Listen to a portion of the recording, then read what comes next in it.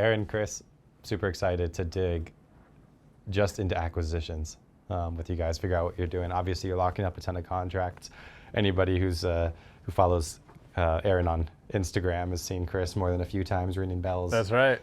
And all that kind of stuff. Chris, you're what do we call you, a senior acquisitions manager here. You've been here for about as long as anybody, which means a year. Yeah. In the context of this business, which is a fun stage. Yeah. It's the growth stage. Sure is. Where you're just kind of figuring out how those things work, and I've been there too, and I'm kind of there now. Like a lot of the people in my company who've been there for the longest are like 2 years. Okay. How long have you been around? 6 years. Okay. So just like nice. you, I was kind of running around in circles for a while. Exactly. Yeah. Didn't know anything. Yeah. And then Just started grinding. to level up over time. So yeah, it's like technically we've been around for 6 years, but it's Those early years. yeah, those early years I was an idiot. They don't count. Yeah, and that's why we're making this, because I want to help somebody who's just 1 or 2 steps behind For where sure. you are in your business right now. Because there's a lot of people out there trying to build a 7-figure wholesaling Yeah. company. So we can talk about what that looks like. Yeah. And acquisitions, obviously, that's the spotlight of all of real estate investment. And I just I just talked with Michaela and Stephanie. Yeah, we talked about dispositions, which is kind of underrated. A lot It really of the time. is. So obviously dispositions, crazy important. I love the focus that you guys put on that. But well, they wouldn't have anything to do if it weren't for this guy right here. Yeah. That's right. Yep. So anyways, let's talk about acquisitions. I'd love to get into some of the details and everything. And just first, let's talk like high level metrics. How do you measure the performance of acquisitions of the company, and what does that look like? How do we measure? There are a bunch of things. Now, a lot of us have read the book Traction, right? Yeah. And a lot of us didn't like it. And I actually made a video on my Instagram not too long ago where I basically said, if you read the book Traction, you didn't like it, it's because you don't have a team.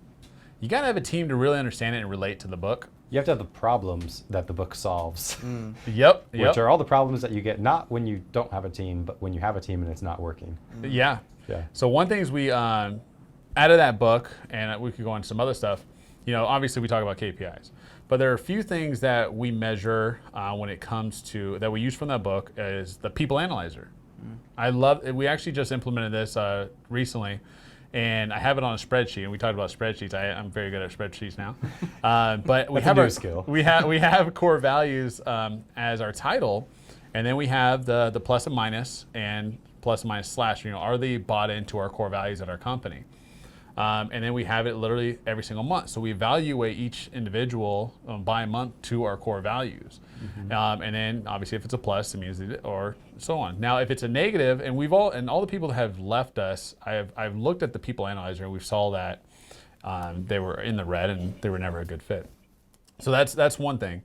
We also do a scorecard that's in the book, right? Scorecard, and that's just 4 to 5 things that we want to see. Because you monitor it per week. So, how many leads did you get assigned to? How many contracts? And I don't know exactly, but I know it's like how many contracts, how many close, how much revenue, right? What we do monitor is some of our KPIs is we want 2 contracts a week. It's nothing too crazy, but with our type of leads that we're getting, PPC, that's not a hard task to really come up with, right? So we want 2 contracts a week. That's 8 contracts a month. With that being said, contracts are going to fall out, but with a strong discipline team, obviously our close rates have gone up. So then we want to kind of cut that in half, and we want about 5 deals closing the following month. And then we want to average nationwide right now, it's about 12 to 15. If it's in our backyard, it's a little bit more. But we want at least about 12 to 15,000. So you could do the math. We want 80,000 per rep per month. And then obviously if they go off track, we figure out, okay, what's going on? And you figure that out by the scorecard. Okay, for example, I had one of my reps are out there, you might hear this. But I think it's a great example. What we saw, and because that's another thing on our scorecard, are our offers. How many offers have gone out? And it was like, if we're not hitting our contract goal, I'll see how many offers have gone out. So you just do backwards, right? And it's funny. So we were looking at. So I had my one-on-ones, and we do 2 one-on-ones every single month, and I call them coaching calls, right? They're like mentor coach, and I actually have right here on my whiteboard start mentoring, coaching, and recruiting. And that's been my kind of like job now since I'm not the one calling the leads. So what I want to do is I want to coach him, right? So we look at a scorecard, and I was looking at and he's he's crushing it. But I look back and I said, hey, we didn't hit our contract goal for the week. Yeah, I think he got like one contract. And I said, all right, so let's see where it's going wrong. I saw that he made little offers. We compared him to other acquisition reps, made little offers. And I thought it was a typo, as a matter of fact. I go to my admin, I was like, hey, and I was like, what's happening here? I think Michaela was in on the meeting, and she said, no, those are the right numbers. So I look at my acquisition guy, I said, all right, we need to start making more offers. And literally the next week, he made more offers and got 6 contracts in that week. So hopefully I answered your question. Those are a couple ways that we do evaluate our acquisition reps. And obviously Chris might have a point of view of how we do that. I think the only thing to add is we like to look at the talk time as well, right? Yes. And quality conversations, right? People can be making these dials, but not really having these quality conversations, which is what we're all looking for. So tracking that is super important, and that usually reflects into the talk time. If you're having good quality conversations, they're 10 minutes or more, and we want to. The longer the talk time, the more likely you are to get that offer. Yeah, no, totally understood. That's super neat. Something that I always have to remind myself of is you pay based on the result. You hold people accountable to the process.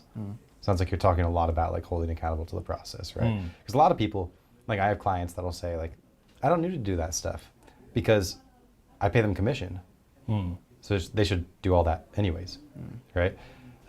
Which sounds good until you actually go through it and realize like it doesn't happen, right? Yeah. Like, people won't do what's in their best interest For sure. if they're not held accountable to it. Like just like, somebody who wants to quit smoking can want to quit smoking so they don't get cancer. That doesn't mean they're going to do it. Because people need help accomplishing their goals. One thing I actually that just popped up, and something that I'm always trying to get better at, is a deeper why, right? And I think that really goes into, because I'm here to be a servant to my team, right? And I'm going to always try to do my best to be a servant, right? And by doing that, if they don't hit their numbers, and again, what we're always trying to focus on is, okay, if we didn't hit our numbers, do you remember that you wanted to do X? Do you remember you wanted to hit this goal, this target? And if you put it in that aspect of, obviously this is not about because we give you commission for X, Y, Z, but it's like why that commission is for something. We all want to make money, but why do we want to make the money? The money's for a deeper why we're all here.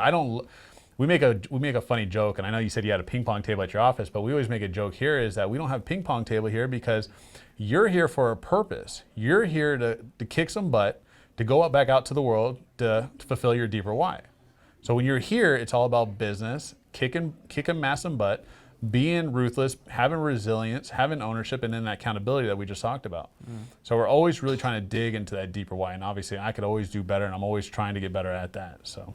Yeah, and we found like the best people, I mean, we all know the top performers, they want to be held accountable. So like, yes, they should be doing that for their best interests, but any top performer wants to keep that, track those numbers. I want to be, I want to beat my numbers last week, so I want to be able to see that, keep myself accountable. And we all slip sometimes, but it's important to visualize that. And I think it's, for me, it's been one of my favorite things of looking at that in our morning huddles. We're seeing our numbers. This week has been tough for me. I haven't been able to hit those numbers, but today's going to be different, right? It's a conversation that we're constantly having. And if you don't track those, those things fall through the cracks. Yeah, totally understood. One of those numbers in my industry that's usually really important is how many leads does it take for us to get a contract? Obviously, all those other things contribute to that, right? We got to be making dials, we got to be having talk time, stuff like that. What do you guys find is realistic, and how do you set that benchmark for what realistic is? I'm going to let him.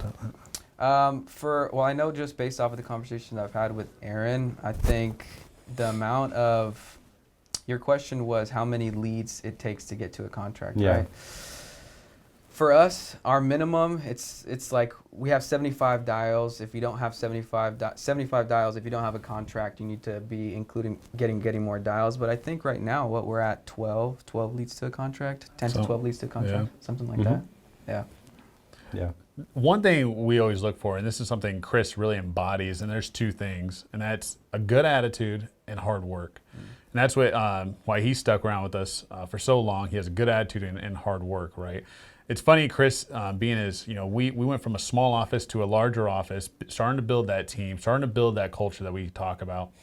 And let's just, long story short, that small office and small team that we had is no longer with us. The one person that is with us is Chris, and he got to kind of see some of that growth. I remember when we were with that small team, we had to, one, ask for grace because a lot of things were changing, right? We were growing. We were bringing on Brandon to, just kidding. We were bringing in. It's really when we started working together, that's when everybody quit. Yep. I'm over this. They missed the boat, man. They So missed it. there was definitely a lot of accountability that the old team couldn't handle, right? And I'm sure you as a business owner have felt that as well, right? But the cool thing is now, and I've heard one of my mentors say this, he's like, I've never had to fire anybody. And I was like, what do you mean you have not had to fire anybody? If your standards are high and your values are there and they're not meeting up to your standard, you just have to ask them a simple question. And usually they'll, unfortunately and fortunately, leave on their own. So I've had to fire somebody in actually a good couple months now. They just quit. They just quit because obviously we're looking for excellence, right? It's kind of like when I look for candidates and I got 20 candidates coming a day, which we are doing as I was explaining to you earlier. And I don't, obviously we're looking for the best of the best. And so obviously our hiring process has gotten a lot better. Chris has been a great right-hand guy to really help and filter those people, hold those people's standards high, really embody our core values. Me and him get to collaborate and talk about a lot of times when someone will come in, we realize that our sales process, every company should have a sales process, and we have a sales process, and we've seen people who don't embody the sales process and they want to go cowboy stuff, crash and burn hard. Mm-hmm. But if they could come in and they could have a growth mindset and they embody our sales process and bring in the value, obviously their skill set of obviously that the reason why we hired them, they're able to skyrocket and start hitting their numbers quick. For sure. Oh, that's super cool. Chris, I'd love to ask you what that process looks like. Let's start at the very beginning. So PPC lead comes in. How do you even know that happened? Well, and what happens next? Yeah, no, so first off, we all get a notification. Everybody on the sales floor gets a notification. We kind of, it's a thing that we do here at the office because of Aaron. When something comes in, new lead, we all just like to say it, right? Just one of those culture things. Urgency, baby. Like you come here for the first day, you're like, what is everybody doing? But then after a year, you're like, this is just life. This is how it goes. Exactly, and I mean, even on some of the things that I've seen, videos that you made, it's speed to lead, right? It's a big thing that we have. We want to get to it as fast as possible. So I mean, me and Jonathan out there, we're fighting to get them on the line. But once we get them onto the line, then we just start going through our sales process, asking them the 4 pillars of motivation, trying to really dig deep and see if this is going to be a good fit and how we can really help. So that's pretty much it. But I think the main thing is speed to lead, just like getting them on the phone as fast as possible. Yeah. I mean, we get the notification and we're dialing them 3 times back to back, me and Jonathan, right, as of right now. So different numbers. Oh yeah.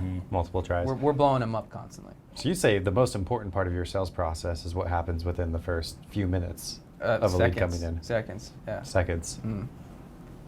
And that's honestly something like every time we go, because you guys, according to our whole client metrics, you stack up pretty well in terms of acquisitions performance. It's part of the reason I'm here. If you guys really sucked, you wouldn't be having this conversation. Right. So you do well, right? So I have faith that what you're talking about's really real, really true. And every other conversation I've had like this, that is such a huge piece of the process. I think people struggle to actually tangibly make it happen. What would you say, and this question's for either of you, if we're talking about speed to getting to new leads, have you ever had a time where you struggled with that before? Like, was there a time where you weren't performing, or have you just always had this down? I could say for me, no. Like, I mean, I think it goes down to what he was saying earlier, like the deeper why. Like when a lead comes in, it's not necessarily like a lead just came in, that's something that's going to put food on the table, right? That to get me to my next goal, right?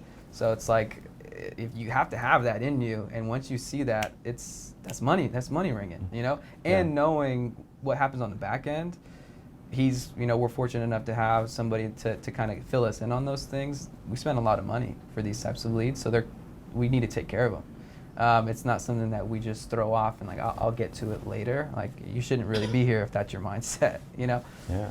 So it sounds like for you, you're saying a big piece of this, in your opinion, is the right person with the right motivation. They're fast to get to the leads. Not necessarily, maybe like we say, like hold accountable to the process. That's important. Right. But the right person theoretically would be motivated themselves to do that. 100%. That's the culture that we're bringing in here as well. Like, we want them to be able to come in here and have that type of motivation. Yeah, we're going to hold them to those standards, but yeah, I mean, you're getting a high value lead that just came in. You better be on that. Yeah. What did you do before this, Chris? Here, I've been a realtor for going on 4 years now. So I was doing real estate, doing a lot of investments as well. Were you really connected to this deeper why before you started working here? Yeah, no, definitely. Before real estate, I mean, I was in the restaurant industry. I was a server. Always had real estate on my mind. But yeah, I've always had large goals. And I feel like, we all know real estate is one of the driving forces to, build that generational wealth and get that cycle of poverty out of your family tree. So yeah, that's always been my deeper why. You have to. I feel like in sales, if you don't have a why, you're in for a treat, because you go through it. You go through those roller coasters, and if you don't have anything to anchor you, you're not going to last. Yeah. No, that's super fair. It's very interesting. So, speed to lead, and then the 4 pillars. Yeah, so there's 2 things. One thing, what I like actually, so last month our contact rate was a little off. One thing I really liked is you got to surround yourself and you got to build a team that actually gives a crap, cares, has passion for these leads. Chris, he saw that and he was like almost hurt, and he said, I don't like that. And he changed, and he's like, he went in and he got the other acquisition guy together. And he's like, all right, let's pound these leads, let's get in contact with these leads. So that's something too that obviously fires me up. One thing too is obviously you want to use technology to get as fast to these leads as possible. So we have a CRM that when a lead comes in, it sends an automatic text to them without 0 seconds. They submit, they get a text. Always going to be faster than a human could possibly be, even in the best of scenarios. Yep, and the text literally says, hey, I saw you fill out a form. I'm calling you right now. If you find an unknown number, right? And I know you know that message, but it really helps out. Great idea, as long as you actually do it. Otherwise, you set the stage for how bad you are at doing what you say you're going to do from minute number 1. And so obviously that goes out to them, and then we obviously want to contact that lead in 60 seconds or less. One thing we did talk about, and I know a lot of people talk about this a lot, is obviously nights and weekends, right? That's probably where the contact rate goes down a little bit, and that's fine. But when we're in office, that's, like I said, we're here from 8 to 5, and we still keep those leads going after hours because we know the cost per lead is still great. So that's another thing too, is keep it on after hours, even when people are still living their deeper whys, living their life, and that's fine.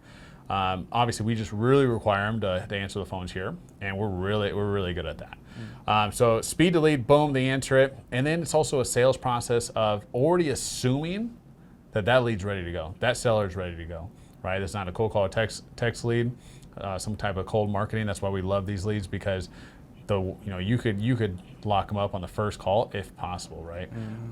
So that's another thing too, is you gotta, and we talked about that already in our intro, is you got to know how to talk to these leads, or you're going to waste a lot of money. Oh, absolutely. Do you know how many days it takes to get a lead under contract? I mean, do you have the stat, like average or median? Yeah, it's 3 to 5. 3 to 5 days, unless like I said, unless they get the lead on the first call. Yeah, fair enough. Which happens pretty often, right? It comes in, we get on the phone with them within seconds. We're on the call with them for 45, an hour and a half. And we get the contract right then and there. And when you say pretty often, are we talking like Is this 10% of your contracts, 30%? I wouldn't be able to say It's for sure. up. Yeah, I wouldn't know the actual numbers, but Yeah, it's I definitely don't up there. It's expect probably it like 40%. But it It's happens. a lot. Okay, so Yeah. that's like It happens almost as much weekly. as you get. Yeah, it happens weekly. Yeah, I believe, and I think for Jonathan's at that stage as well, if I get a PPC lead that is ready to go, right? They're ready to go, and I get on the phone with them, we're locking it up right there. Like, it's no question about it. I have the confidence in what we do that's what's happening. There's other factors, right? There's a bunch of things that they can't sign right then and there, which is kind of out of our control. But if we get on the phone with them, we're locking it up. It's funny. We have training every single day. Okay, like two. Okay, let me see if I remember. I actually have a spreadsheet. Good job. They keep me accountable. For everybody's information, the reason this spreadsheet thing's coming up is because I learned that that's a phony. Hey! A phony apparently, Michaela, this what's it called? This certificate of graduation. It's half my Diploma. wife, half my wife. Yeah, apparently Michaela did the spreadsheets class. Not fully Aaron, but you learn the skills after college. That's so right, it's that's still, right. It's still worth it. And I do hold it like myself accountable. Actually, I do spreadsheets because it's my life data, right? Did I go to the gym today? I literally track what I do. Anyways, on my trainings. So like yesterday was call audits. Today's role play. Thursday, I forgot what Thursday is, and then Friday's like comp training. And I make sure I do that. I try to do that every day if I can. And I'll play yes, I did it. Anyways, today was supposed to be role play. Matter of fact, I held off role play because I thought maybe we'd get that on recording because I wanted to show you because what we do, and I know that was part of what the email you sent me. But one thing we do with these leads is, again, when you're negotiating, you got to create urgency, maybe a little bit of scarcity. That's how you get those one call closes, right? By creating that's how you get those one call closes, right? By not moving forward with an actual close until you know they're actually fresh and hot and ready, and then you could go in and take them out of the oven and eat them. So yeah, but I think that's to your point of the earlier question that you asked, like why these leads are so important is because a lot of them, there's a possibility that you're going to get them under contract right then and there. So like that, I feel like in itself should be the number one reason why you get on there as quickly as possible, or else they're going to call me and I'm going to do it, you know? So yeah. That's a big factor for sure. Yeah, no, I totally agree. You said, Aaron, that you're basically not trying to do business with these people until like you verified that it's right. I can't remember exactly what words you said. And I've heard, like, just know I'm coming at this from like the like never been in a seller's house situation. So I'm just really curious to dig deeper into it because I've heard a lot of different things from different people. For sure. Like one person we both know is Cody Hoffine. Love Cody. Their team is also one of our top performers over time. They have this rule where like they don't make offers basically. Like and basically what Mark says is, Mark is Cody's business partner. He says like, I'm not in the business of making offers, I'm in the business of doing deals. So it's a lot of like hypothetical, like, okay, well, so it sounds like if I could get you that amount of money, you might be interested in putting a deal together today. And like, but I'm not like saying this is my number or something like that. But I also know that making offers is something that you guys track. Like what's your mindset on this? Because some people are in the camp of like, the more offers you make, the more deals are due. For sure. And other people are in the camp of, I'm not going to make an offer unless I know it's going to be accepted. For sure. And I want to hold my number close because if I put my number out there, then they have what they want from me and they won't care about me anymore. Yeah. Where are you guys at and how do you do your process? So I guess when it comes to offer, it's not necessarily, let's rephrase it and give the definition of an offer. Yeah. An offer is not saying, hey, Brandon, I'm going to give you $30,000 for this house. Take it or leave it, right? That's not I wouldn't call that an offer in our sales process. It's more of a, did we get to the numbers part, right? Did we have the full process? Got it. So maybe there was no like official offer given. It was just, did we talk about numbers? Exactly. Yeah. Did we get to the full, did we talk about that? And, did we give a range, or like, did we talk about ranges? Did we talk about what another investor might pay for something like this, right? We always use third parties. So, yeah, that makes sense. Yeah, no, that absolutely makes sense. I'm curious to talk about lead managers. Obviously, Chris, these leads come in, you're going right to them. And different people have different ways of building their business. I know, Aaron, you and I both know a lot of people that are fans of using lead managers in their business. tell me about what went into your choice to not have a lead manager in between the marketing and acquisitions. Oh yeah, it's not a fan of lead managers. Now, obviously, there are different types of, philosophies out there, right? Some people use VAs. Some people call them junior acquisitions. Some people call lead managers, but they're in-house American side, right? There's a huge range of quality For in those sure. few things that you mentioned. Yeah, 100%. And for me, like I when I'm hiring, especially at the size of my company right now, when I'm hiring, I'm looking for closers. Like I want a closer. If I'm dealing with inbound marketing, I want closers. Now, obviously, the lead comes in, it goes to maybe a lead manager to do follow-up. I think the amount of passing around a lead loses its touch, loses its warmth of that lead. Because how I see it, you're here from 8 to 5. You're in the office 8 to 5. You're going through your CRM. You're calling. You could be calling over 600. Sorry, not 600. 100 dials a day. Just trying to get somebody on the phone some days, right? And then also they got their follow-up. They got their pipe. We do a lot of pipeline pickups. We're always figuring out what leads are in the end zone. They're doing the exact same thing a lead manager would do, and that's following up, trying to find leads in the CRM, closing deals, right? So they're doing the same exact thing as a lead manager would do. So basically, when you ask me why don't you get a lead manager, it's because that's my acquisition guy already. They're the ones going through the pipe. They're looking through the CRM for leads. They're doing their follow up, and also with their follow up, they're able to follow up with their pipe to build the overtime relationship because our follow up game is strong, right?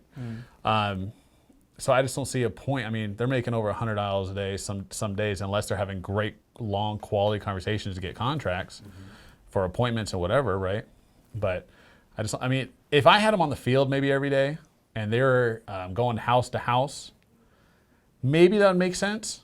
If we're just kind of shooting the crap here, maybe that would make sense because now they're not on the phones going through it. But we're very good at closing deals over the phone. That's like that's the way we do things here. We close the deal over the phone. So they're on the phone all day anyways.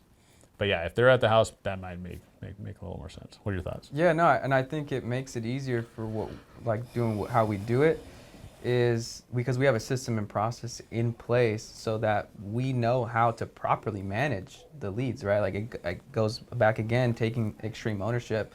The top performers are going to have a clean pipe. They're going to have a clean CRM to look at every day, know how to manage those specific leads, what's hot, what's warm, what's cold.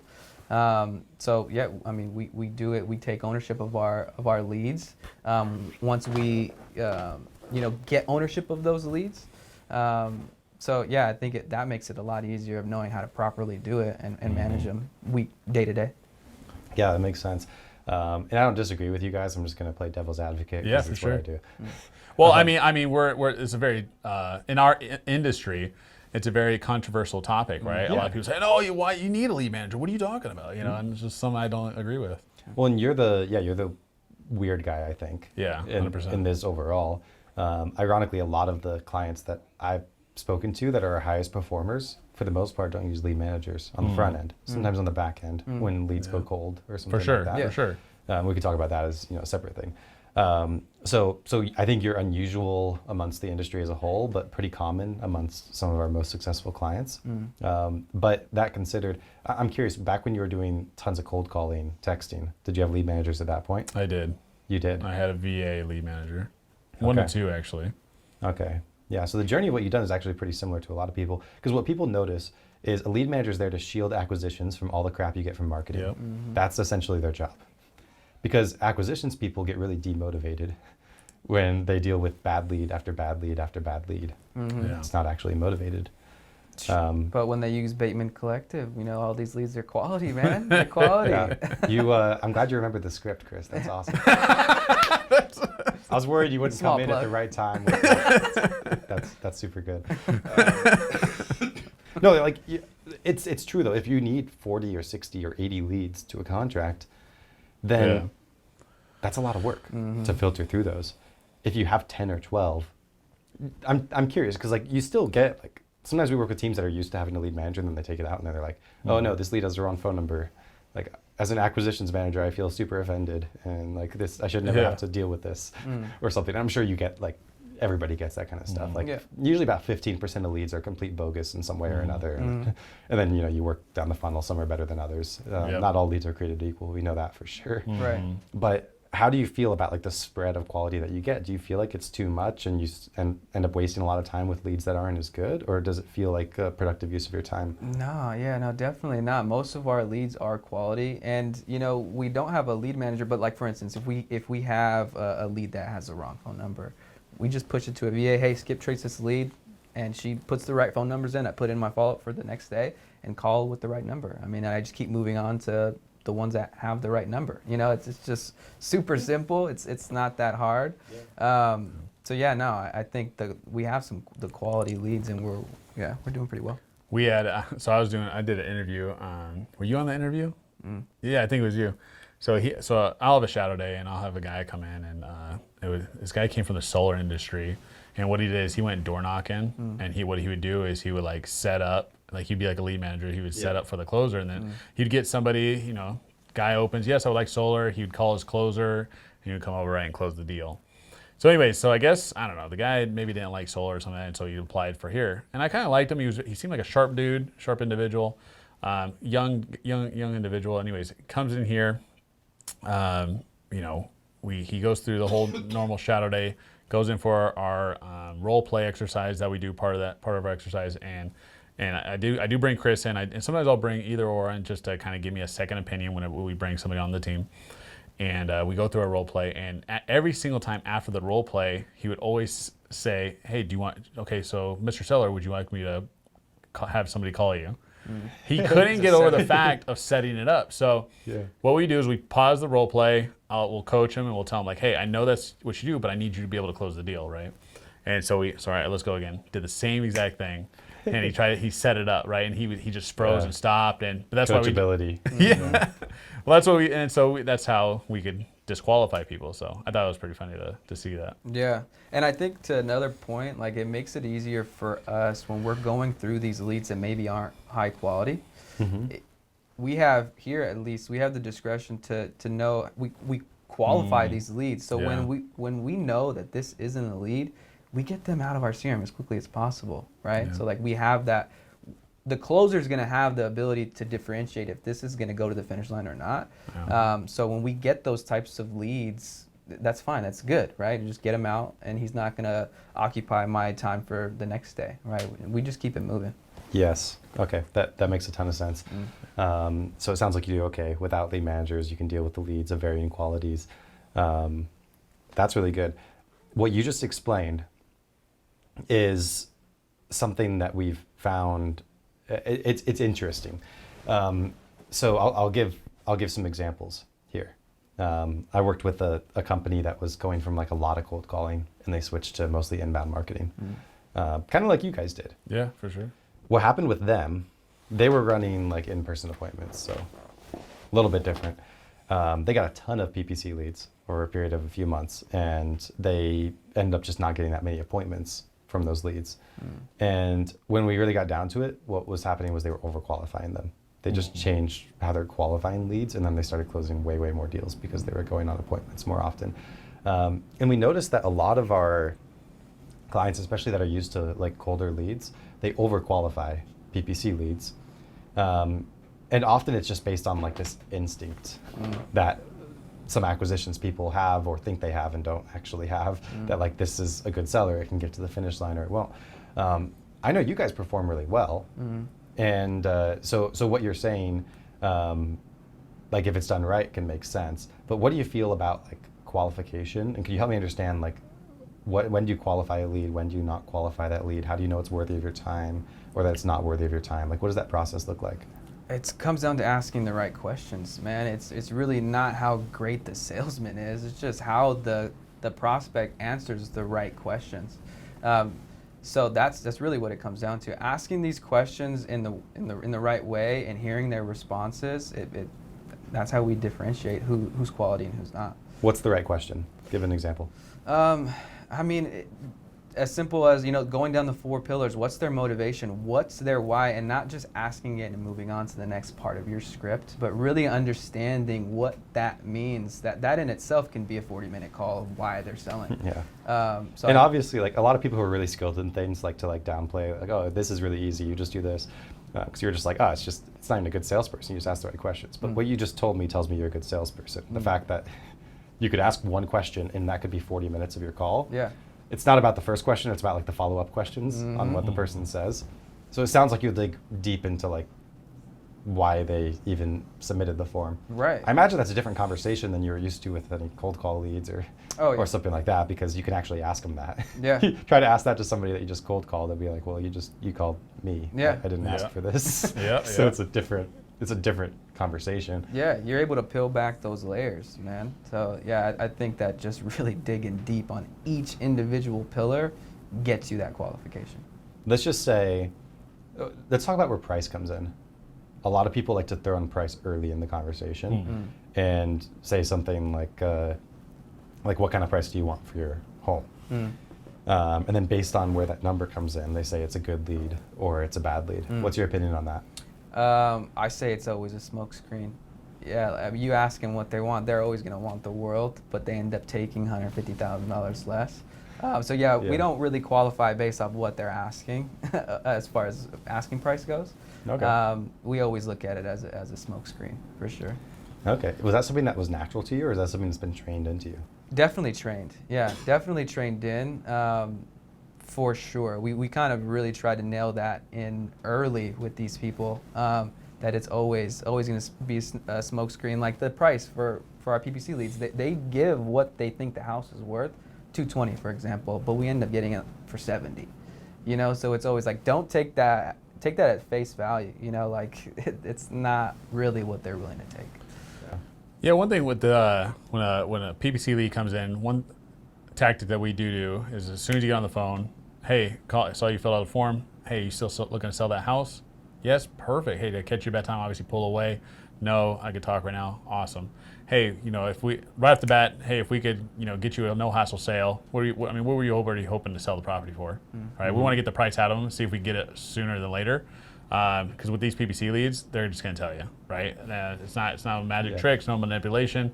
They're just going to tell you, right? We're the buyer, they're the seller. I would say 90% of the time they're going to give you the price. Perfect. Then you go down your normal pillars. Perfect. Hey, looks like a great property. Why are you even looking to sell it? Boom. Motivation. Go down some other pillars. Make sure you knock out your deal killers.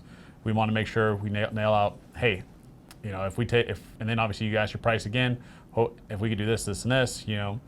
Another thing too is that I always like to stress is before you close the deal, say, hey, if we could do that price, is it okay if I tell you how the process is going to go? And then boom, you're talking about the process, because obviously next steps are always scary. Right? A lot of times people haven't sold properties. This might be their first, second, time ever selling a property. So you want to make sure you kind of explain to them, hey, if we get this done for you, what we're going to do is, I'm going to send you the agreement. We don't say contract, we say agreement because it's more, I don't know, it's not as harsh, right? It's a good word for the same thing. It's a contract after they sign it. And so we send them the agreement, and I say, hey, and then one of our project managers, which is one of our dispo teams, they're going to be reaching out, obviously to tell you X, Y, Z. You're going to go with the title. We want to make sure we get a good, clean title report back. Boom, boom, boom. Does that make sense? Yeah. Awesome. And then we try to go in for the kill, going for the close. Once they get the close, now they already know the process, what's going to happen after they send the agreement. The agreement gets signed. Boom. And then we have a whole process. It does go to our disposition manager. Obviously, they reach out and do next steps from there. So totally, we want that review. So that's the whole process. You just laid it out, detail for detail. That's the only thing that I would add too is another qualifying thing is what Aaron always likes to say is stress testing that. We agree to a number, but before I'm going to send out an agreement, I want to stress test on, are we doing business today, right? Before I even give my number out, I need to know, are we doing business today, or do you still need to talk to your wife? If they still need to talk to the wife, I wouldn't be even talking about numbers yet. Or they need to send it over to the attorney before they sign. Okay, well, we're not going to talk about numbers until we get them on the phone, right? Yeah. Or are they going to sleep on it? Like old school people, they like to sleep on it for a little while. Then I'm going to hold my number back, right? I'm going to stress test that until I know without a doubt that they're going to be on the line with me as we go over the agreement together and sign it right then and there. If I can't feel confident in that, I'm not going to send it out. Did you have that skill before you worked here? No. Definitely learned here for sure. What do you think is the biggest thing that contributed to you learning that? The training. I mean, definitely the leadership for sure. The different Daily tactics. sales training is more than most companies do. Oh for yeah, sure. yeah, man. The training all day. It's definitely tailored my sales approach. Big time. So yeah, training is a big help for sure. A lot of people don't do it. Mm. Yeah. Well, and I think role play. I mean, I see a lot of people do it, but a lot of times it's underrated. People get a little nervous. I don't think anybody really likes role play. I mean, I like it. I enjoy it. Okay. Well, I'm we glad talk. you So enjoy it. there's a theory, not a theory. There is a, I don't even know the word I'm going to use, but anyways, there's a way to do role play, right? And when you do the role play, and if you ever want to practice role play, you know, you have your seller and you got your prospect and you got your acquisition person, right? The seller, you know, let's say I wanted to train him on something, right? I want to be the seller, he's going to be the acquisition person. As a seller, you want to give short responses, right? So it's basically, hey, call the lead. He calls you, hey, can I call you? It should be always short responses, because what you're doing, you're training him to basically ask questions, ask good questions. So even if I give you a short response, I want you to be able to, stealth mismatch, right? I want you to be able to know how to respond with a question and dig deep and peel back the layers, even on my short questions. Mm-hmm. So by doing that, it's really easy with somebody who knows how to talk. If they could just talk, now you're just active listening, you're leaning in, and you're able to talk. So it's a good way to help with the role play. Yeah, because the laydowns, I mean, they're laydowns. Pretty much if you get a good quality lead and they're ready to go, 9 out of 10 times anybody could really just lock it up if they're ready to just give their house away, right? But really, like you said, digging deep is super important, and that's why I like role play so much, because it sparks the conversation. At least in our office, we don't just role play and then move on to the next person. It's really having a conversation about that specific problem or objection that we're trying to overcome right then and there.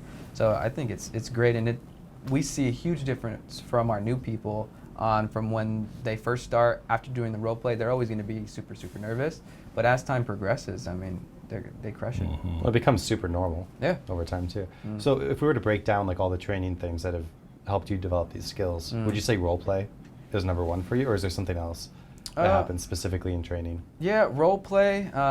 We just actually got done with a really cool book, and it's the Sandler Rules, 49 Rules of the Sandler Way. And every day we're reading a rule, and then in our morning high puddles, we talk about that rule as a collective, what that rule meant to us, and have those types of conversations.